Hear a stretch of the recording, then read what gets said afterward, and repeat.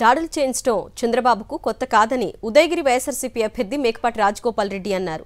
పొత్తులు పెట్టుకున్న టీడీపీకి గెలుపు అవకాశాలు లేవని తేలిపోవడంతో కుట్ర చేస్తున్నారని మండిపడ్డారు. కుతంత్రాలు చేస్తున్న చంద్రబాబుకు ఇవే ఆఖరి ఎన్నికలు అని రాజగోపాల్ రెడ్డి స్పష్టం చేశారు.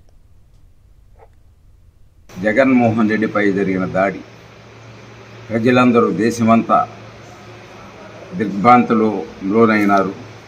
ఇటువంటి పనులు చేయించడంలో చంద్రబాబు నాయుడికి కొత్తేమీ కాదు. 3 పార్టీలతో పొత్తు పెట్టుకున్నాడు. 3 పార్టీలతో పొత్తు పెట్టుకున్నా కూడా మన పరిస్థితి చాలా బ్యాడ్గా ఉండదని గ్రహించి ఇటువంటి కార్యక్రమాలు చేయించడమే ఆయన ధ్యేయంగా. ఆయనకి ఇదేం కొత్త కాదు. ఎక్కడైనా సరే ఇటువంటి పనులు చేయించడంలో చంద్రబాబు నాయుడు చాలా దిట్ట. ఖచ్చితంగా జగన్మోహన్ రెడ్డి మంచి 175కి 175 సీట్లు గెలుస్తారు అనేది వాళ్ళకు కూడా అర్థమైపోయి ఉన్నది. కాబట్టి ఇప్పుడు ఇంకా చేయవలసిన పనులు ఇటువంటి పనులు అనే పద్ధతిలో చేస్తున్నారు. ప్రజలందరూ కూడా గమనిస్తున్నారు. చంద్రబాబు నాయుడికి ఈ ఎలక్షన్లతోటి ఆయన స్వస్తి చెప్పి ఇంటికి పోవాల్సి వస్తుంది. సీఎం జగన్పై పచ్చమూకుల దాడిని తీవ్రంగా ఖండిస్తున్నామని, ఇలాంటి దాడులు నీచమైనవని ఏలూరు పార్లమెంటు అభ్యర్థి కారుమూరి సునీల్ కుమార్ మండిపడ్డారు. ఈ ఘటనపై టీడీపీ నేతలు రాజకీయంగా విమర్శలు చేయడం దారుణమని ఫైర్ అయ్యారు. సీఎం జగన్పై దాడి చేసిన వారిపై చట్టపరంగా చర్యలు తీసుకోవాలని చేస్తున్న కారుమూరి సునీల్తో మా ప్రతినిధి Pothiraju face to face. CM YS Jaganmohan రెడ్డికి ప్రజాక్షేత్రంలో వస్తున్నటువంటి ఆదరణ చూసి వారు లేక స్వచ్ఛ మొక్కలు కూడా హత్యాయత్నానికి తెరలేపారు. దీనికి సంబంధించి మనతో మాట్లాడేందుకు ఏలూరు కూడా పార్లమెంట్ అభ్యర్థి సునీల్ కుమార్ యాదవ్ ఉన్నారు. సార్ చెప్పండి, ఏమేమి చూస్తారు? సీఎం వైఎస్ జగన్మోహన్పై జరిగినటువంటి దాన్ని కూడా మరో కోడికత్తి 2.0 అంటూ కూడా ప్రతిపక్షాలు చేసినటువంటి వ్యాఖ్యలు ఏ విధంగా చూస్తారా? ఇది అత్యంత దారుణమైన మాటలు మాట్లాడుతున్నారు తెలుగుదేశం వాళ్ళు. ముఖ్యంగా అచ్చెన్నాయుడు కడుపుకి ఏం తింటున్నాడో అర్థం కావట్లేదు. ఇది కోడికత్తి 2.0 అంటున్నాడు. అది 1 ఇంచ్ గ్యాప్ వస్తే కిందకేస్తే కన్ను పోయేది. పోనీ నవరకంతా తగిలితే ప్రాణంకే ముప్పు.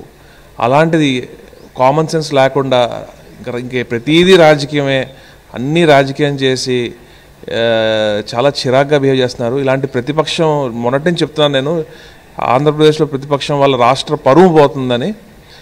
ఆంధ్రప్రదేశ్ ఇలాంటి ప్రతిపక్షం ఎక్కడ ఉండకూడదు. ప్రజలు చూస్తుంటే తండోపతండాలుగా ఖాళీ లేకుండా అసలు ఎంత ప్రపంచంలో ప్రజలు వస్తుంటే ప్రజలు లేరంటారు.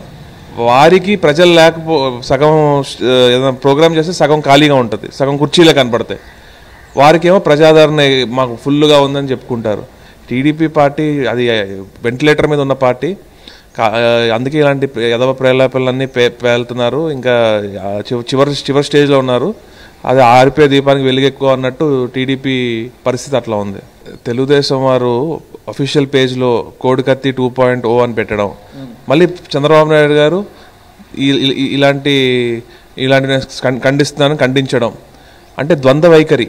ఎంత చిరాగ్గా బిహేవ్ చేస్తున్నారంటే రెండు మాటలు వాళ్ళే మాట్లాడతారు. ఇలాంటి దాడులు చాలా నీచమైనవి, జరగకూడదు. జరిగిన వాళ్ళ మీద చట్టపరంగా చర్యలు తీసుకోవాలి. కానీ జగన్ గారు అభిమానులు చేతికి దొరికితే వాళ్ళకి బడితి పూజ అయిపోద్ది. కానీ ఇలాంటి చర్యలు అసలు జరగకూడదు.